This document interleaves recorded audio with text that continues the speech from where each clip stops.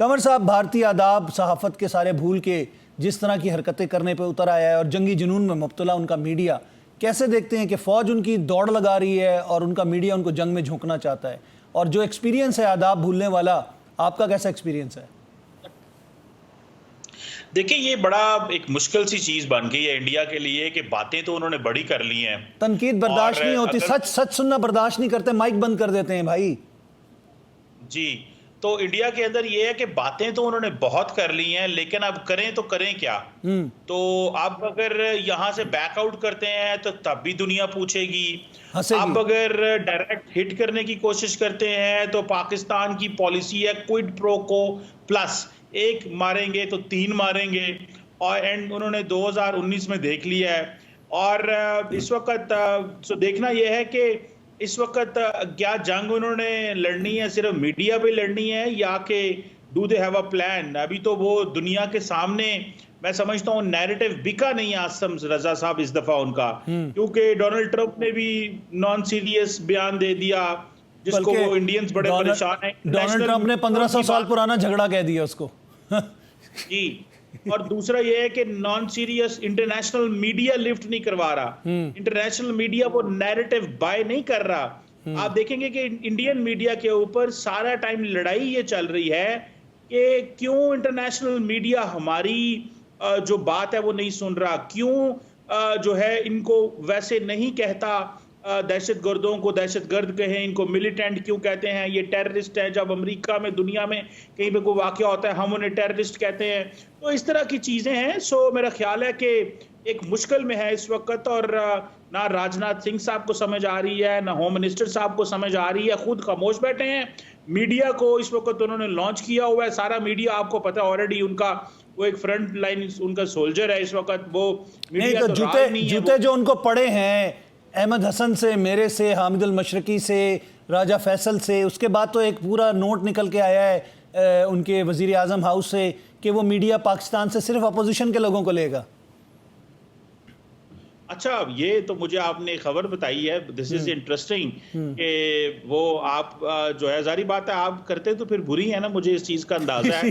लेकिन सवाल ये है कि कब तक ऐसे गुजारा करेंगे? सर उनकी रेटिंग 7.8 मिलियन 43 मिलियन पे गए हैं वो क्लिप सारे, आपको पता है, उन्हीं के चैनल्स के ऊपर। जी जी बिल्कुल। तो मेरा ख्याल है कि ये एक इस वक्त मुश्किल में है कि मीडिया भी परेशान है कि आज 4 दिन हो गए हैं कुछ ये करते नहीं है, और हमें ये कहते हैं बोलते रहो, अब क्या बोलें, कितनी को कवरेज करें। सो लेट्स सी क्या होता है। How is your experience? कमर, आपका कैसा एक्सपीरियंस है? आप जब जाते हैं, जब आपके साथ ये जो वॉर मॉन्गरिंग वाले लोग, जिसमें जनरल बख्शी है, जिसमें उनका मेजर समर तूर है, और इस तरह के लोगों को बिठाया जाता है, जो कार्टून मैगजीन के जो कैरेक्टर्स हैं। मैं तो आसिम रजा साहब सिर्फ मैंने ये रिपब्लिक पे तो मैं जाता नहीं हूँ, मैं बाकी चैनल पे जाता हूँ। नहीं, क्यों नहीं जाते? वजह मैं ये पूछ रहा हूँ, वजह वही तो मैं पूछना चाह रहा हूँ। पहले तो जाते थे, पहले जाते थे ना। ये डिबेट स्टाइल है, जो वहाँ पे जो डिबेट का स्टाइल है वो मेरी मर्जी का नहीं है। तो फॉर एग्जाम्पल कल मैं इंडिया टुडे पे था, CNN न्यूज़ 18 पे जाता हूँ, टाइम्स नाउ पे जाता हूँ, तो बड़े अच्छे से वहाँ डिस्कशन होती है। तो आई ज्वाइन और गप मारता हूँ, वो अपना मौकफ रखते हैं, मैं अपना मौकफ रखता हूँ, तो मुझे कोई ज्यादा नहीं। बीच में कुछ अर्सा टाइम्स नाउ वालों को भी रेटिंग का चक्कर पड़ गया था, उनके भी कुछ एंकर्स इसी फिनोमिना पे, जो कि अर्नाब गोस्वामी वाला था, उस पर चले गए थे। उधर भी 2-3 जगह मेरी झड़प हो चुकी है।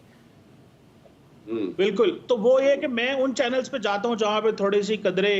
अच्छा, हमारे एक दोस्त है, पाकिस्तानी एंकर हैं, उन्होंने बड़े उससे एक व्लॉग किया है और उसके ऊपर उन्होंने सोशल मीडिया पे डाला हुआ है। उन्होंने डायरेक्ट ताना मारा है हम लोगों को जो उधर जाके पाकिस्तान को डिफेंड कर रहे होते हैं कि आप लोग जाते क्यों हैं? हम इसलिए जाते हैं मेरे भाई, क्योंकि आपका मैं नाम इसलिए लेना पसंद नहीं करता क्योंकि मैं आपको पसंद नहीं करता। उसकी वजह यह है कि हम जाते हैं कि अपने मुल्क को, कौम को डिफेंड करें, नजरियाती सरहदों पे अपना दिफा करें। ठीक है, उन्होंने यहाँ तक फरमाया है कि जी इन एंकर्स को कोई जानता ही नहीं है।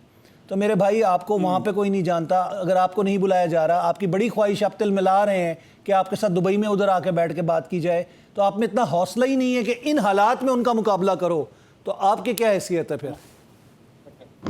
सही कह रहे हैं। मैं समझता हूं जाएंगे नहीं तो क्या भारत वैक्यूम खाली छोड़ दें? ऐसे ही ये है। तो बात ही बड़ी गलत है। क्या ख्याल है? ऐसे ही है। जाना तो चाहिए जी कमर साहब, आप क्या कहेंगे?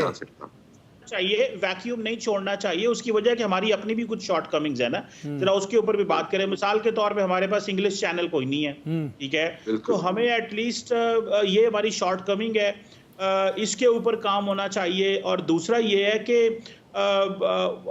हमारी क्योंकि पॉलिसी ये है कि पाकिस्तान में लार्जली इंडियन सहाफ़ियों को लिया तो जा सकता है, लेकिन वो उस अंदाज से डिबेट करते हैं जिस अंदाज में आप उनके मीडिया पे देखते हैं। हमारे मीडिया का ये स्टाइल नहीं है। हमारा ऐसा कुछ भी नहीं है, तो बड़ा डिसेंट बात की जाती है, इज्जत से बात की जाती है। जी, वहां पे तो मेहमान बुला के कमर चीमा साहब पूछते हैं कौन हो भाई, तुम कहां से हो, ये अल्फाज थे। और जिस एंकर को, जाहिल इंसान को ये नहीं पता कि वो गेस्ट बुला रहा है और उसका नाम ना पता हो, उसको ना पता हो कि ये कौन है, तो ऐसे एंकर को आप क्या कहोगे? सही बात है। तो मेरा ख्याल है कि ये हमारे मीडिया का तो बड़ा सोबर, डिसेंट और बड़ा अच्छा अंदाज है। और मैं समझता हूं कि ये वजह है कि जितनी भी हालात ख़राब हों, हमारा मीडिया कभी भी उस जिंगोइज्म का शिकार नहीं होता। हमारी एडिटोरियल पॉलिसीज़, हमारे सहाफ़ी तमाम के तमाम जो हैं बहुत अच्छी रिपोर्टिंग करते हैं, बड़े फुट सोल्जर हों, बड़े स्टूडियो में बैठे हों, भले पीछे जो बैक एंड पे हमारी टीम्स हैं बहुत अच्छा काम करती हैं। और इस तरह जिंगोइज्म, वॉर मॉन्गरिंग कभी भी नहीं हुआ, कभी भी नहीं हुआ। और वो जंगें जहाज चलाना और शिप चलाना और जो दिखाया जाता है उनके टीवी पे, और वो जो बैकग्राउंड पे तस्वीरें होती हैं, वो हमारे मीडिया का स्टाइल ही नहीं है। ट्रेनिंग ये लैदा हमारे मीडिया की। तो मैं समझता हूँ we are different from them in every way.